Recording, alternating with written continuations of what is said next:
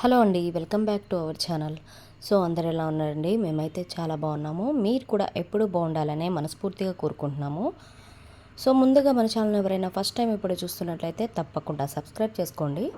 అలాగే ఈ వీడియో నచ్చితే ఒక లైక్ అయితే ఇచ్చేయండి. సో ఎస్టర్డే వీడియోలో నేను వేములవాడ ట్రిప్ అయితే పెట్టాం కదా, టెంపుల్ వెళ్ళింది. సో నెక్స్ట్ అక్కడ నుంచి మేము ఆ దర్శనం అయితే అయిపోయినాక, శివయ్య దర్శనం అయిపోయాక కొండగట్టు ఆంజనేయ స్వామి దర్శనానికి అయితే వచ్చామన్నమాట. సో పైకైతే వెళ్ళిపోతున్నాము, కొండ మీదకైతే వెళ్ళిపోతున్నాము. సో ఇక్కడ స్టార్టింగ్లో మనకు కొండ పైన అనమాట ఆర్చ్ అయితే ఉంది. శ్రీ ఆంజనేయ స్వామి దేవస్థానము కొండగట్టు అని ఉంది. ఇది మనకు వేములవాడకి నుంచి రావాలన్నమాట ఈ టెంపుల్కి అయితే. సో వేములవాడ టెంపుల్కి వచ్చిన ప్రతి ఒక్కళ్ళు తప్పకుండా ఆంజనేయ స్వామి కొండగట్టుకి అయితే వస్తారనమాట. ప్రతి భక్తులు అక్కడికి వచ్చి ఇక్కడ కూడా వెళ్ళి ఇక్కడ నుంచి నెక్స్ట్ ఇంకొక ప్లేస్ ఉంది, అక్కడికి కూడా వెళ్తారనమాట. సో అందులో భాగంగా మేము కూడా ఇక్కడికైతే వచ్చాము.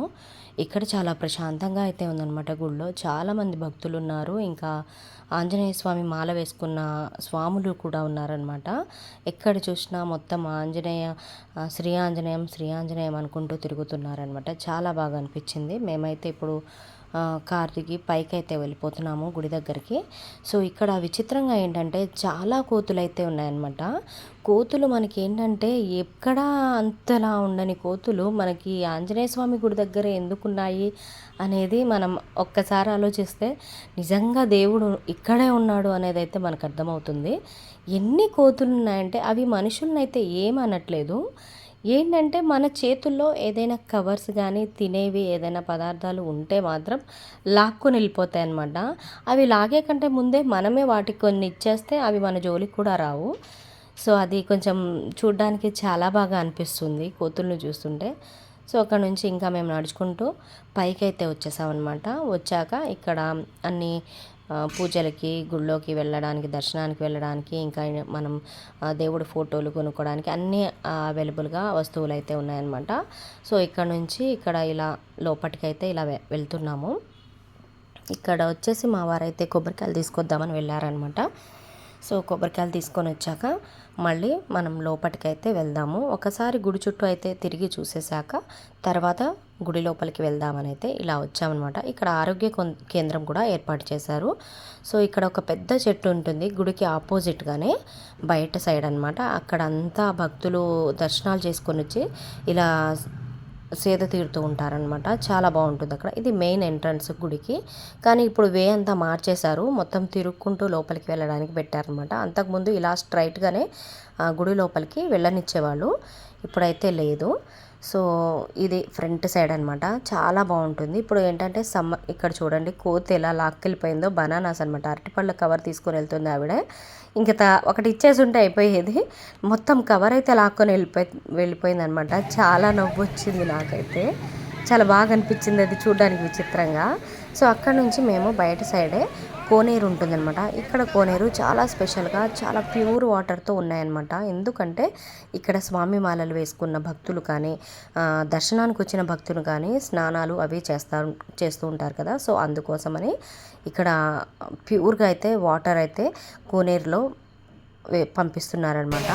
చాలా స్వచ్ఛమైన నీళ్ళు, అసలు చూస్తుంటే మాకే చాలా దిగి స్నానాలు చేసి ఎంజాయ్ చేయాలని అంత అనిపించింది అనమాట. అంత బాగుంది చూడ్డానికి. ఇలా ఉంది కానీ ఎండ మాత్రం ఆ రోజు భయంకరమైన ఎండ, చాలా వేడి ఎండ అయితే ఉందన్నమాట ఆ రోజు. కానీ కోనేరు అయితే సూపర్ అండి ఇక్కడ.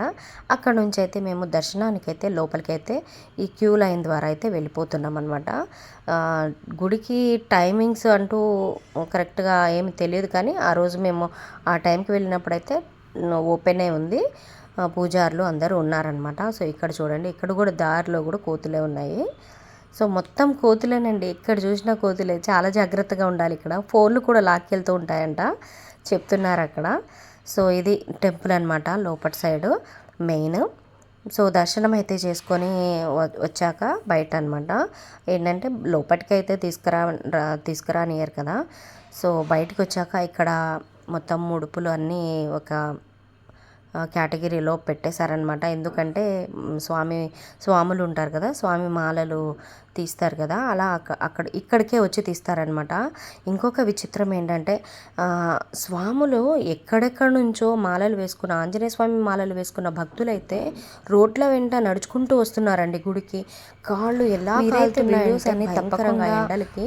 కానీ నాకు చాలా విచిత్రంగా అయితే అనిపించింది. చూడండి వాళ్ళకి ఎక్కడ కాళ్ళు కాలట్లేదా అని. బాగుంటాయి అసలు నిజంగా. మనం ఏంటంటే స్వయంగా వెళ్ళి దర్శించుకోలేని బయట సైడ్ ఇలా గుడినైనా వీడియో రూపంలో అయినా చూడగలిగే వాళ్ళు ఉంటారు కదా, అలా చూసేయండి. అందుకని స్కిప్ చేయకుండా చూడమని చెప్తున్నాను.